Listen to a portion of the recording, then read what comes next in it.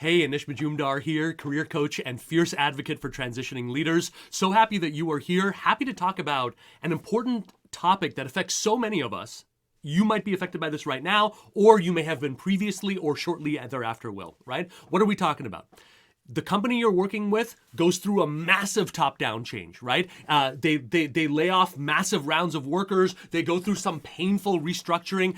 They blindside you on some level, right? And you make it. You survive, right? But there's a whole bunch of problems that awaits you if you're not careful and if you're not looking at this situation honestly. I want to go through this so that you are prepared and you know which actions to take so that you and your family's fortunes are protected first and foremost, okay? So before we get into this, take a second, pull up LinkedIn, put in the word Anish, A-N-I-S-H, put in the word career in the search bar, and you should see me pop up. My name's Anish Majumdar. Take a second to follow me. Me and my team spend every day working with executives, job seekers. We specialize in getting people out of this job search trap and getting them into a place where they're generating ideal offers over and over and over again. And I've got to tell you, 99% of the garbage that passes for career advice out there is wrong.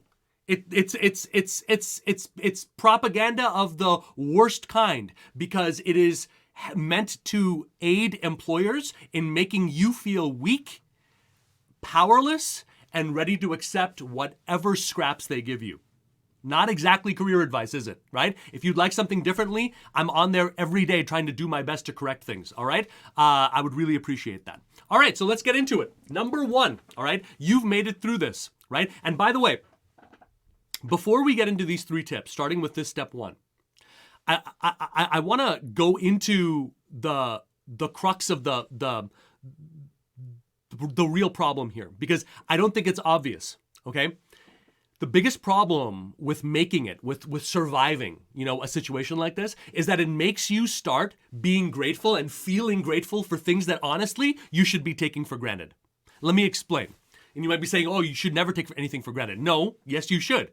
If you're doing a great job at work, if you're routinely exceeding every expectation, you shouldn't be worried about losing your job, right? But guess what? You're going to be worried about that post something like this, right? If you're routinely taking on more responsibilities, you're growing, you shouldn't worry about asking your boss for a raise, right? Or advocating for yourself. But you're going to be thinking about that now, won't you? You're going to be double, triple thinking about that. You're going to see that inflation rate rising and rising, but rather than asking for an increase, you're going to say, hey, I'm lucky to just have what I have. I'm lucky to just have what I have. That is the poison here at heart when you survive one of these things. If you're a good team leader, you shouldn't, worry about being honest with your team members. But guess what? When new people are coming in, you're probably going to be a little dishonest, aren't you? You're probably going to pull the punches. You're not going to tell them, hey, you're stepping into a nightmare. I'm lucky to even have my job. I haven't gotten a pay increase in a year and a half, 2 years. I probably won't get it this year because, times are tough. Maybe you should find a different job. Right? I remember my wife, when I met her, when she was moving out of a bad apartment, the super was showing new tenants around what would have been their apartment. And there were problems in her place from day one, a borderline collapsed roof, plumbing things, and the super would like nothing more than her to just keep her mouth shut. And one of the reasons I love her, she wouldn't do that. She saw nice people coming in, trying to make an investment, trying to figure out a place to live. And she would say, hey, by the way, that's covered up, but that's a broken ceiling. Just so you know.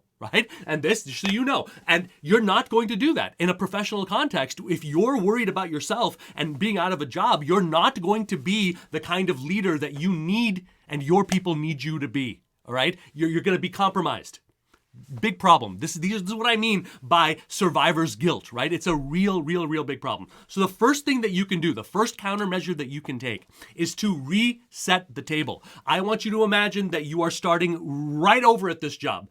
Take nothing for granted, especially not about what you think is important or important about success at this job. All of that could be different. So what you need to get as soon as possible, you need to get verbal agreement from your boss if possible, or written approval if you can't get it any other way, about the 2 or 3 major objectives. What are the things that your boss is obsessed with? The things that your boss has to get right. The things that your boss needs to succeed at in order to succeed there. And of those 2 or 3, right, where does that directly impact what you do and your team is doing? That is critical to understand that. Once I know that, I am sending at least month by month, maybe even bi-weekly or even weekly updates to my boss, letting him know nothing major, Just want to give you a quick update in case it's useful. Here's what we're working on. Here are the major priorities we're looking at. Here are a couple of the problems and challenges that we see. Simple, simple, simple. Does not have to be long. I want to make that a routine, right? Because if I'm running into problems, I want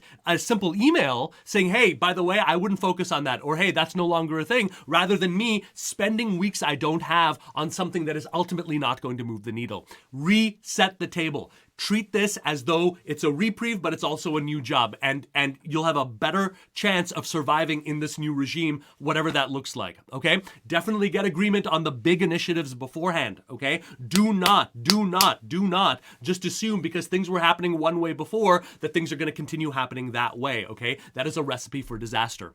Number 2, increase your market worth as soon as possible. Look, one of the worst things about kind of making it, here's the gift about not making it past a round of layoffs. You have to deal with the truth of the situation, right? You have to say, oh, okay, this is a company that didn't work out, and this is what I was able to do, and this is what we were able to do. This is where we parted ways, and now I need to reinvent. Now I have to, right?